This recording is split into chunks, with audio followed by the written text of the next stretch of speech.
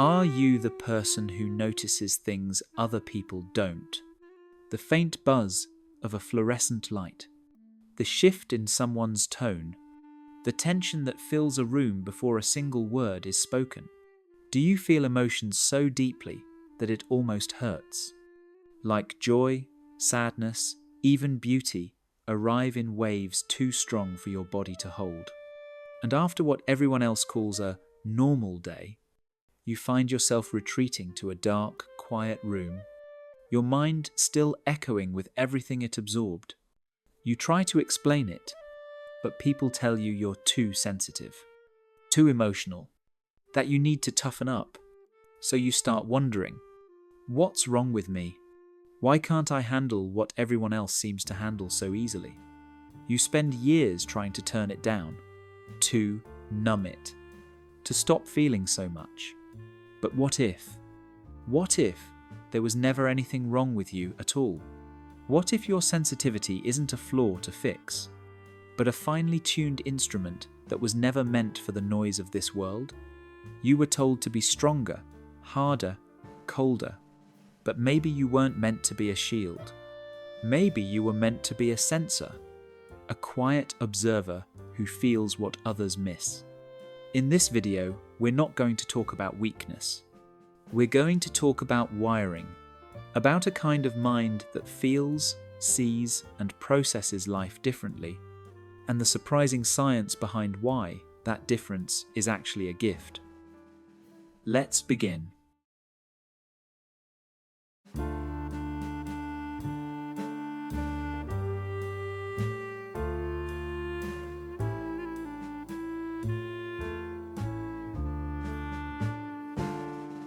Let's start with the science, because understanding why you feel this way can be the first step toward finally feeling at peace with it. The term highly sensitive person, or HSP, wasn't made up by a self-help guru.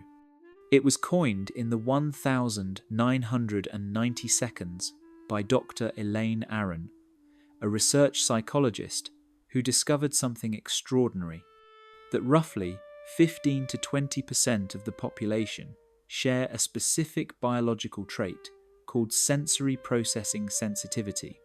That means 1 in every 5 people you meet might feel the world the way you do. So, no, you are not alone.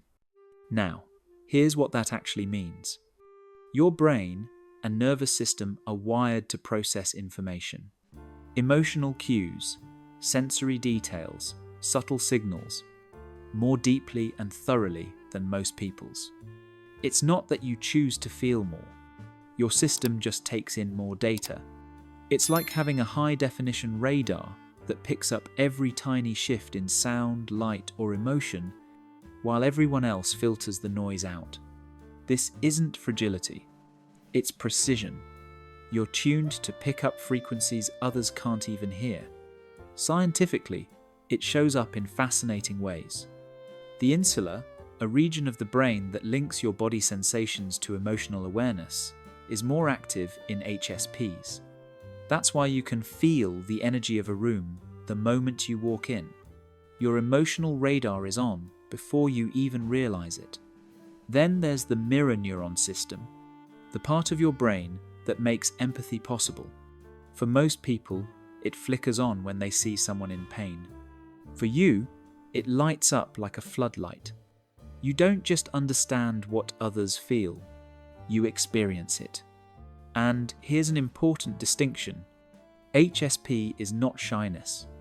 Shyness is about fear of judgment. It's not introversion either. Some HSPs are extroverts, craving connection but burning out faster. And it's definitely not a disorder.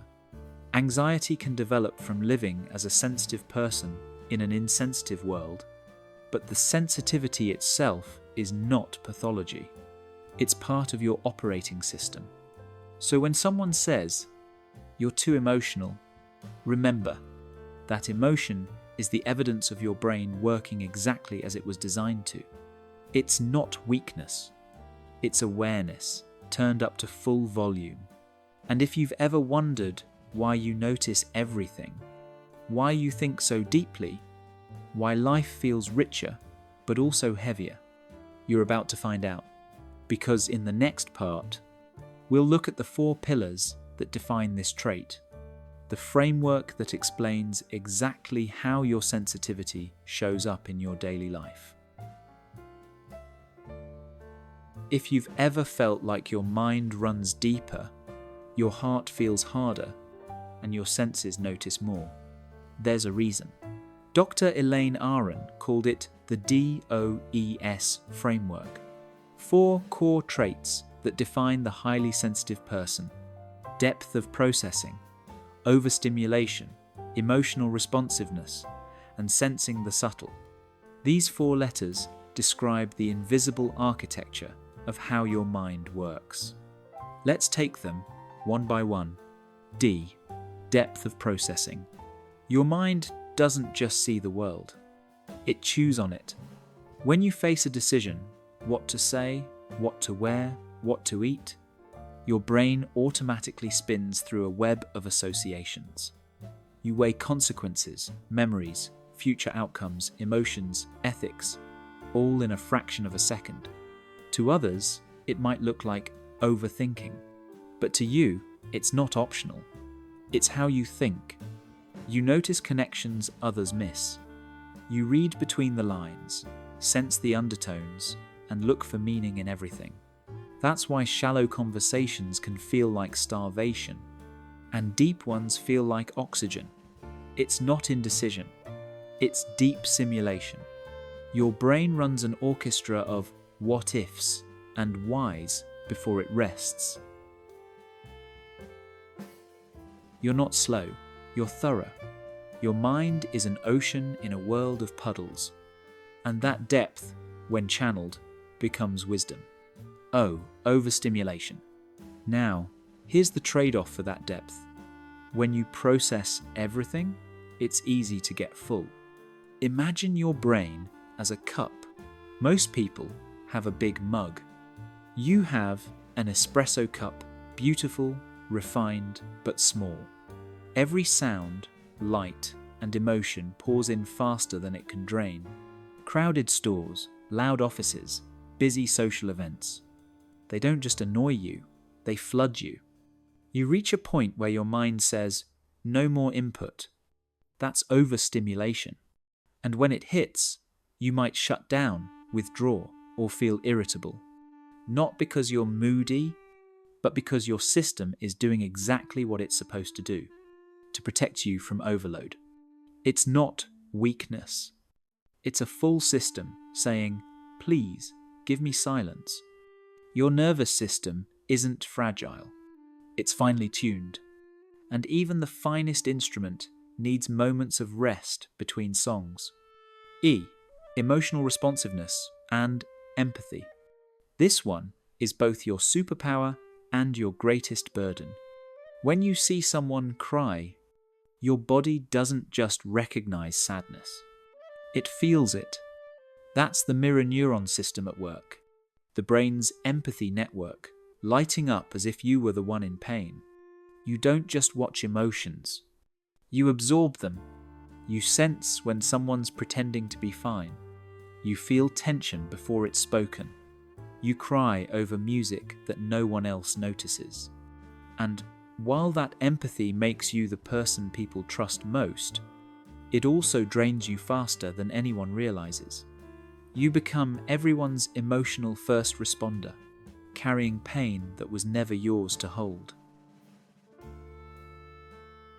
You are not weak for feeling deeply. You are simply wired to connect deeply, and the same heart that breaks easily is also the one that loves the most purely. S. Sensing the subtle. The last pillar is your quietest, but it's what makes you extraordinary. You notice the things other people filter out. The faint hum of a refrigerator, the way sunlight shifts in a room, the tiny hesitation in someone's "I'm fine." To others, these things are invisible. To you, they're loud. This is your high-fidelity perception at work. Your ability to detect nuance, texture, tone, energy. It's why you sense danger early, beauty instantly, and tension silently.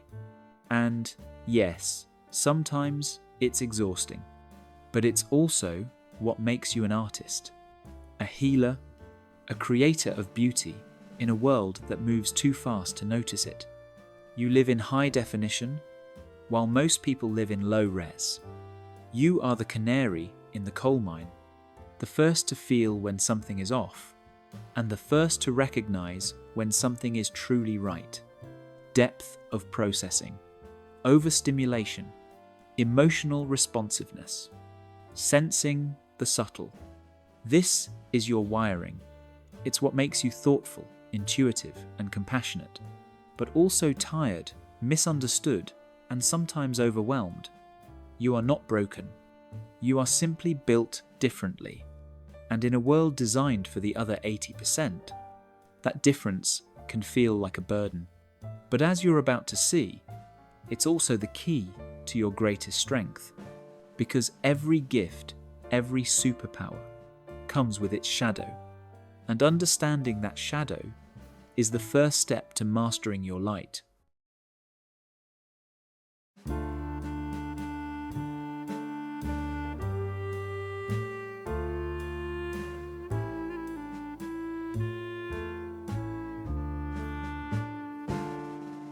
So far, we've looked at what makes you unique, the depth, the empathy, the intuition. But with every superpower comes a shadow. Because living with this wiring, in a world that's loud, fast, and endlessly demanding, can be brutal. 1. The burnout cycle. It usually starts with a yes. You say yes to help a friend. Yes to take on more work. Yes to one more social event, even when your body whispers no. You tell yourself, it's fine, I can handle it. You push through the rising noise, the small talk, the overstimulation, the invisible weight of everyone else's emotions. And then, you crash, not just tired, empty, like the world suddenly became too bright, too loud, too sharp. You withdraw. You cancel everything. You feel guilty for needing space, so you push yourself again, and the cycle repeats. This is not laziness. It's not weakness.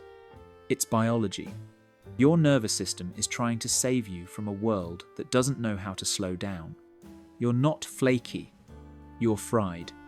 And what you call burnout is really your body begging for silence. 2. The feeling of being different. If you've ever looked around a crowded room and felt like you were made of thinner glass than everyone else, you know this one.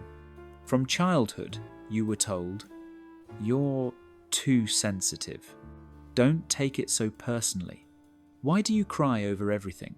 So you learn to hide it, to smile when you're hurting, to pretend the noise doesn't bother you, to make yourself smaller, quieter, easier to love. But here's the thing, pretending to be less sensitive doesn't protect you. It just disconnects you from who you really are. And that's why so many HSPs feel a deep, aching loneliness, even when surrounded by people, because you've spent your whole life translating a language that most of the world doesn't speak. You don't want to be different. You just want to be understood. 3. The boundary struggle.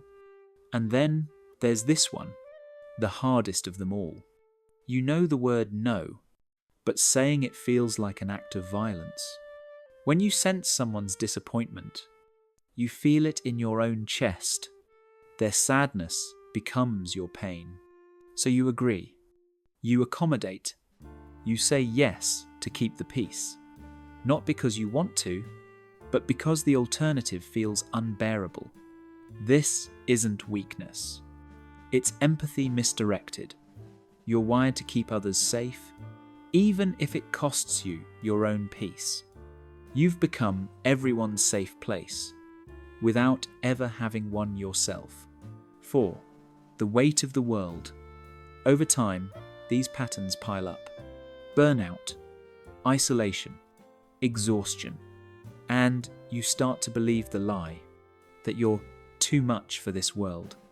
But maybe it's the world that's too loud, too harsh, too shallow for the kind of depth you bring. You are not broken. You are simply living in a world that keeps asking you to mute your music. But the music isn't the problem. The noise is. You were built to sense the invisible, to feel what others ignore, to notice what others miss. That's not something to suppress. It's something to understand, protect, and honor. Because once you learn to manage your sensitivity, instead of hiding from it, it becomes the key to your peace, your creativity, and your power. And that's exactly what we'll explore next. You've spent most of your life trying to survive your sensitivity. Now, it's time to learn how to live with it. This part isn't about fixing who you are. It's about managing your environment, your energy, and your story, so your gift stops hurting you and starts helping you. Let's call this your Thrive Guide. 1. Master your environment, not the other way around. First, you have to understand this. Your environment is not neutral. It's either charging you or draining you. For most people, noise is just noise. For you, it's data constant input, and every input has a cost. So your first task as an HSP is to become an architect of your atmosphere. Create what I call your sanctuary, a space in your home that belongs only to you. It doesn't have to be fancy. It just has to feel safe. Soft lighting, a favorite blanket, a plant, silence. This isn't a luxury, it's oxygen. It's the place where your nervous system exhales. And when you leave home, carry a go bag for your senses. Noise-cancelling headphones, sunglasses, a calming scent lavender, cedar, peppermint. Small things that remind your system. You're safe. You're not high maintenance. You're high performance. And this is your maintenance routine. 2. Practice the sacred no. Now, this one will take practice. Because for HSPs, saying no often feels like cruelty. But here's the truth. A boundary isn't a wall to keep people out. It's a door that teaches them how to love you well. Start small. Instead of, I can't, try. I'm saying yes to resting tonight, so I can be fully present with you tomorrow. Build buffer zones between activities. You can't go from a crowded meeting straight into a dinner party. Give yourself the gift of 10 minutes alone in your car. Breathe. Let your system reset. And when guilt shows up, remember, you're not rejecting people.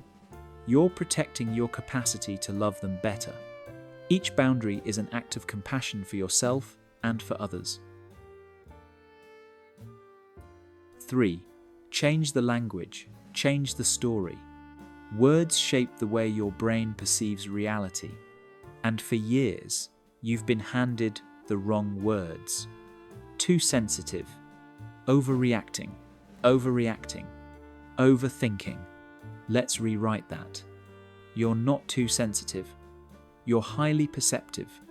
You're not overthinking. You're deeply processing. You're not weak. You're finely attuned. Every time you catch yourself using the old labels, stop. Replace them. Because language is not just description, it's programming. And the words you use become the way your nervous system sees itself. Pause moment. You don't need to change your nature. You just need to change your narrative. 4. Feed your strengths. For so long, you've been taught to manage your sensitivity like a liability. But let's look again at what it gives you. Depth of processing makes you a strategist, a thinker, an artist of meaning. Overstimulation gives you an instinct for self-preservation and energy awareness. Emotional responsiveness makes you a healer, a connector, someone who truly gets others. Sensing the subtle turns you into an intuitive creator, the kind of person who can walk into a room and know exactly what needs to change.